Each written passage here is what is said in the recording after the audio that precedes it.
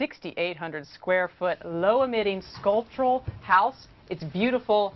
It's also incredibly energy efficient and healthy is the key thing. Hey, Candace. Hey. Tell us about this couple. Wow, what a house. Look at that. Yeah, it's a very architecturally stunning house, but actually the most interesting stuff about it is sort of what happens behind the scenes, the stuff you kind of can't see with your eye.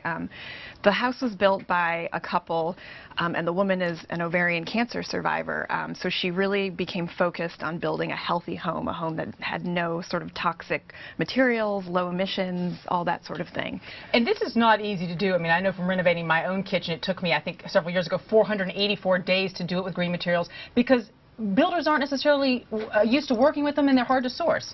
Exactly. They used materials that were anything but standard, so they had to do a lot of work to find contractors that would work with them and an architect who was very flexible because they kind of did a lot of their own research. They couldn't really find one set of standards that worked for them. So along the way, as they were going along, they would deem something not healthy enough or too dangerous, so the architect would then have to kind of go back to the drawing board a little bit and reformat to fit whatever new material they decided to use. Now, one of the things that you don't see when we're looking at these pictures of this house right now is PVC pipe is in almost every home, but they use none of it, right? Very standard in the U.S., yeah, but they wanted to use no PVC in their homes at all. So they actually used a very old-fashioned kind of piping for a lot of their home, which is cast iron, right, usually found in sort of 19th or 18th century homes.